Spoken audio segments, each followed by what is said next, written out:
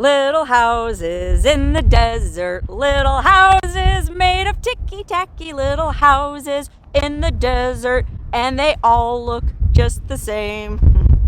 Hello, Wonderhussy here. Well, believe it or not, that song actually wasn't written about Las Vegas. I think it was written about some houses on a hill south of San Francisco in Daly City. But it just as well might have been written about the houses of Las Vegas, because a lot of them sure do look the same. Okay, you might think all the houses in Las Vegas look like this, since the vast majority of houses here were built after about the mid-1990s by mass developers in huge matchy-match tracts surrounded by walls. And to be fair, that's pretty much how it is in Green Valley, Henderson, Summerlin, or any of the other quote-unquote nice neighborhoods in town. But Las Vegas has actually been a city for over 100 years, so believe it or not, there actually are some funky older neighborhoods with a lot of character. Like the John S. Park neighborhood, where a lot of casino bosses used to live back in the 1940s and 1950s, or the Huntridge neighborhood, which was one of the very first housing tracts built in Las Vegas, and is basically the 1940s version of ticky-tacky. And then there's Paradise Palms, where all the fabulous people lived back in the glory days of mid-century modern architecture. Anyway, I never wanted to live in a house that looked exactly like the houses on either side of it. And I never wanted to live in a neighborhood that had an HOA. And I certainly never wanted to live in a house where I could touch my neighbor's wall from my bedroom window. So when I was ready to buy my own house, I spent a lot of time driving around funky older neighborhoods here in Vegas, just checking places out. And in my roaming around, I did identify some pretty cool and unique homes. So let me show you my 5 favorite houses in Las Vegas.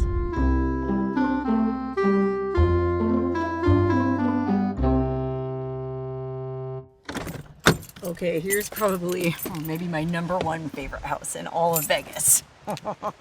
Okay, this fabulous property is the old home of Siegfried and Roy.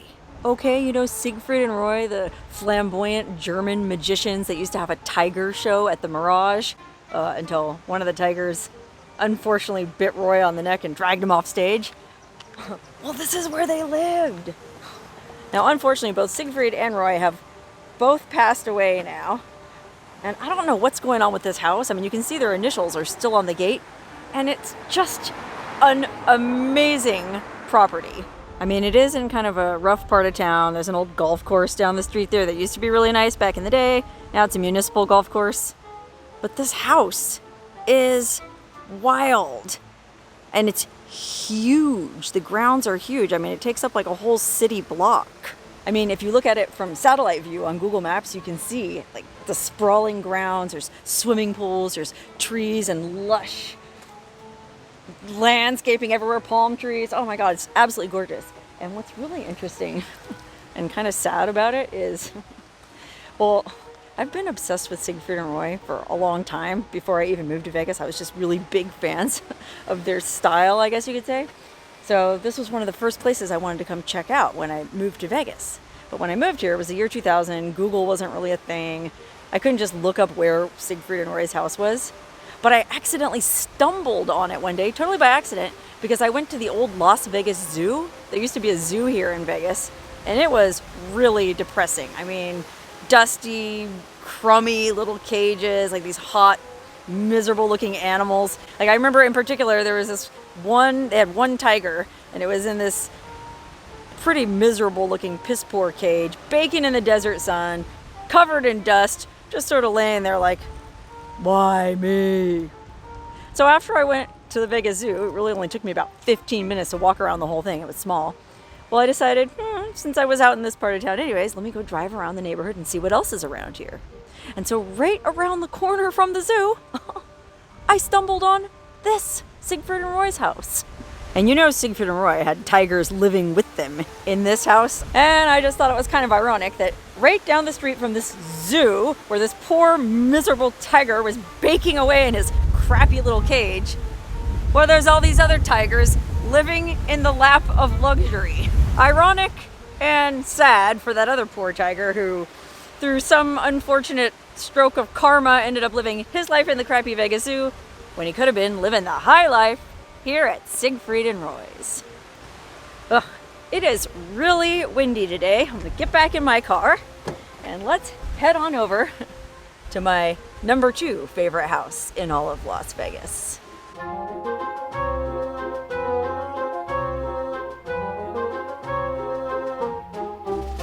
Okay, we've arrived at number 2 on my list of my 5 favorite Las Vegas houses, and that is this amazing Spanish mission style villa, which according to the little sign out front here is called Hacienda Palomino.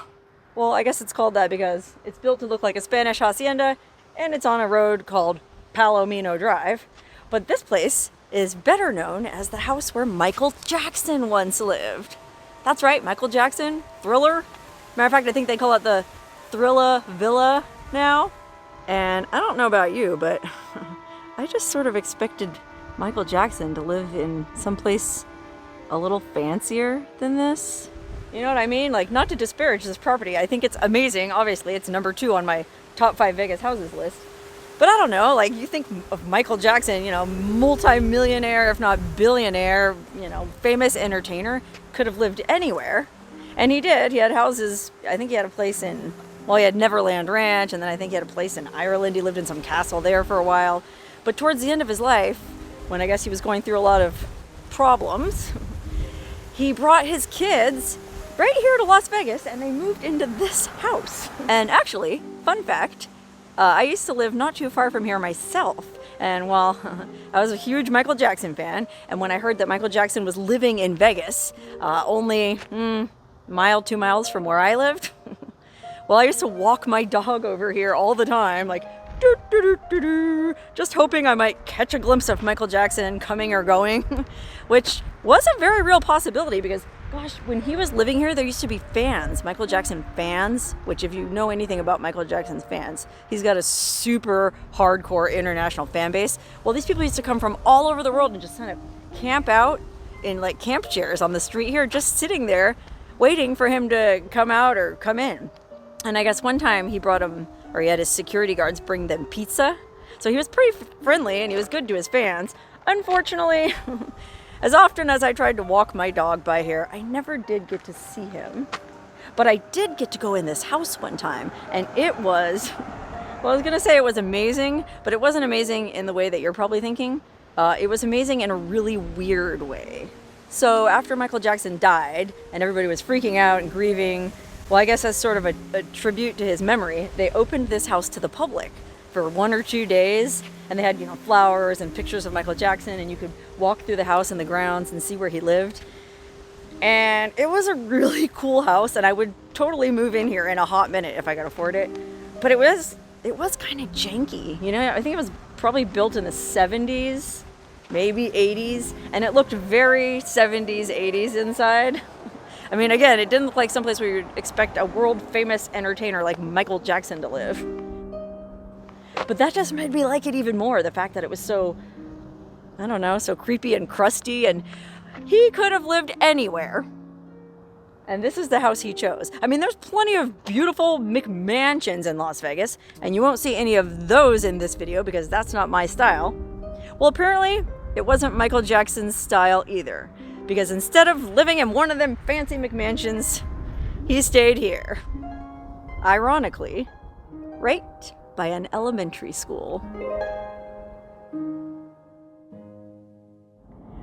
Okay, for my 3rd favorite house in Las Vegas, we have to drive all the way over to Sunrise Mountain on the eastern edge of town.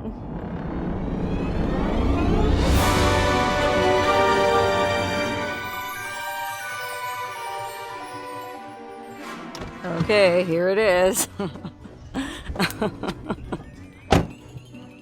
That's right, it's a real life, honest to goodness, Victorian mansion in the desert in Las Vegas. Now, as far as I know, nobody famous lives here or has ever lived here, not even the Addams family. From what I was able to read online, it's just a couple that liked Victorian architecture and, well, they decided to build a house to suit their tastes. Backdrop be damned. It's funny because it's right up against these mountains, so you can literally see the desert right behind the house. But meanwhile, desert? What desert? We're pretending that we live in foggy old England. I mean, all joking aside though, it is a really nice house. I mean, you can see there's a few shingles that need touching up there on that tower, but it's solid. I mean, look at that. Look at the detail in this place. I mean, you just don't see details like that on all them ticky-tacky little boxes, if you know what I mean. Anyway, I don't really have anything more to say about this awesome haunted house-looking Victorian mansion in the middle of the desert. But if the builder happens to be watching this video, I salute you. I salute your vision, and I salute your aesthetic. And places like this make me extra glad I don't live in a neighborhood with an HOA, a homeowners association, because they would never allow something like this. And this is cool. Okay, side note, before we drive to number 4 on my list of 5 favorite Vegas houses, well, since I'm all the way over here on the edge of town in the open desert, well, I had to take a whiz, and so I thought, oh, I'll just pull over here and, well, pee in the desert. Well, unfortunately, it looks like, despite the no dumping signs, people dump a lot of trash here, and there's something really terrifying and bizarre in this trash pile. Okay, so I like to collect dead animals and dead birds and stuff. So I happened to see these feathers blown in the wind, and I thought, what is this? But it's like this ungodly amalgamation of like 5 different dead animals that somebody stuck together in a brick. I mean, it looks like, see what I mean? It's like square, but part of it's a rooster, part of it's a pigeon. It looks like, sadly, part of it might be a cat, or I don't know if that's like, is that a rabbit's foot or a cat's foot? I have no idea what's going on here, but that's some witchy stuff. Yikes. Man, you never know what you're gonna find over here on the east side of town. Let me get back in my car and let's drive back down to civilization.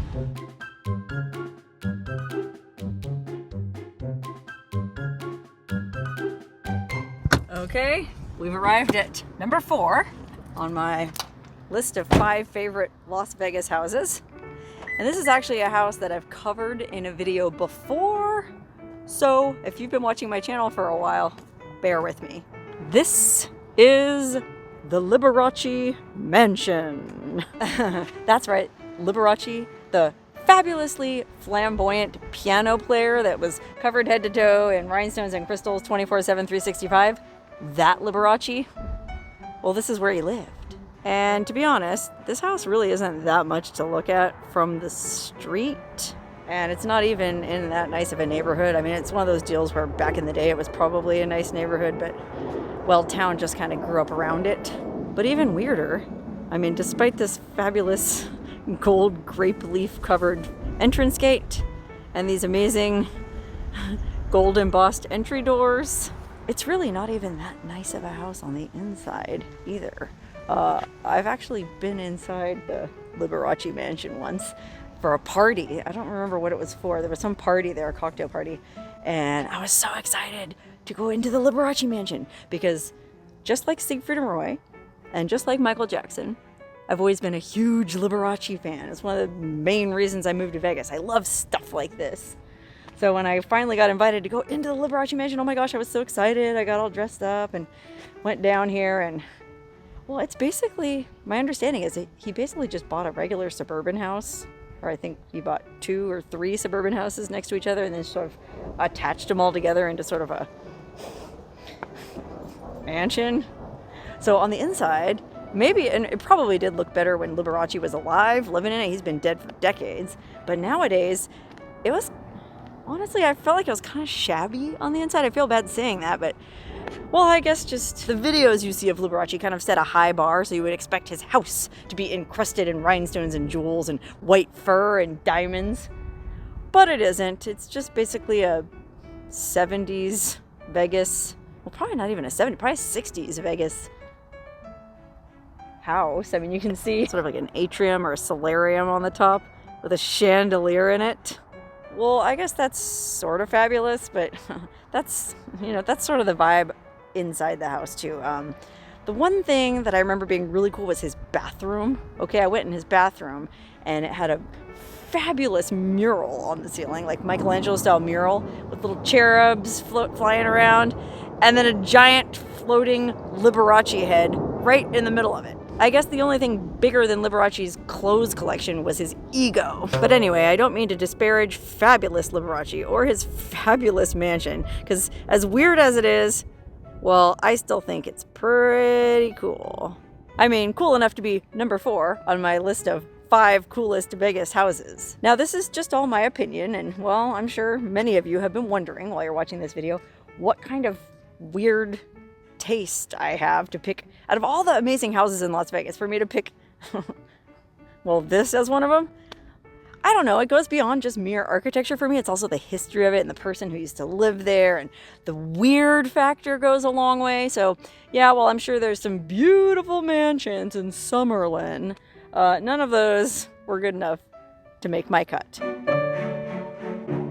Okay, well, not much more can be said about the Liberace Mansion, so I guess it's time to head to our 5th and final destination on this tour of my favorite Las Vegas houses.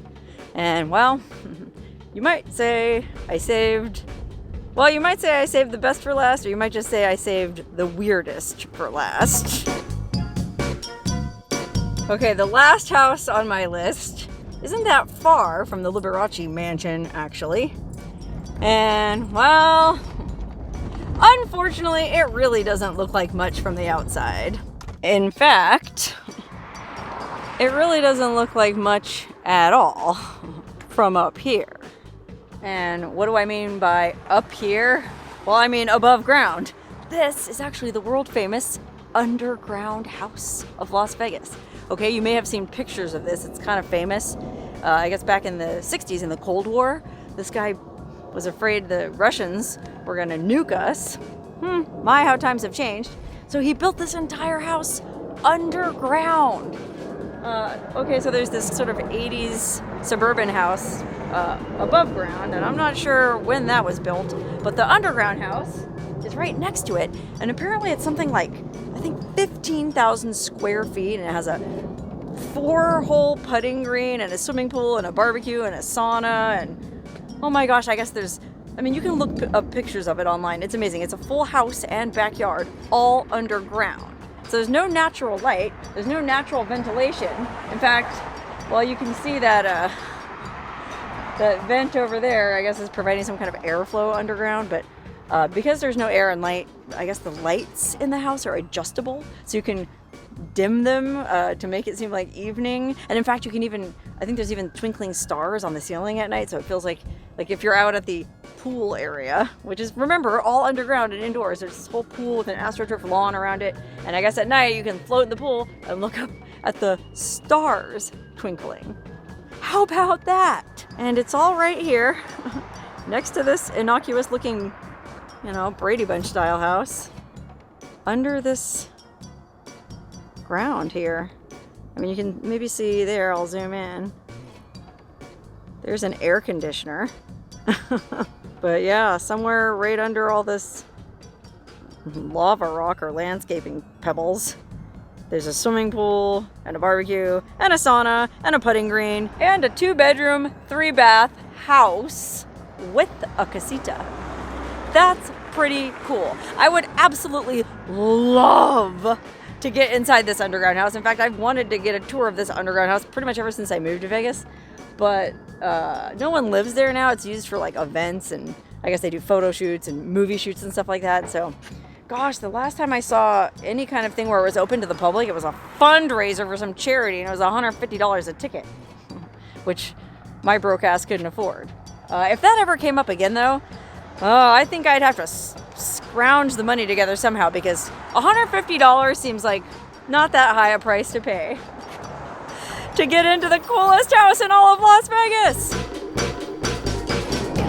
Far out. Now maybe you understand why I said I saved the best or weirdest for last. And yeah, it's kind of anticlimactic that you can't actually see anything and it's all underground, but well, you can see the 80s house up top. And if you just do a little Googling, you can find all kinds of pictures of this amazing, fantastic underground house built to withstand a Russian nuclear attack. That seems like a hot property now more than ever. Anyway, I sure hope you enjoyed this weird tour of my 5 favorite houses in Las Vegas. And even if you don't agree with my choice of the 5 coolest homes in town, well, hopefully, all of this has shown you that all the houses in Las Vegas don't look the same. There's a brown one, and a brown one, and a light brown, and a darker brown, and they're all made out of ticky-tacky, and they all look just the same.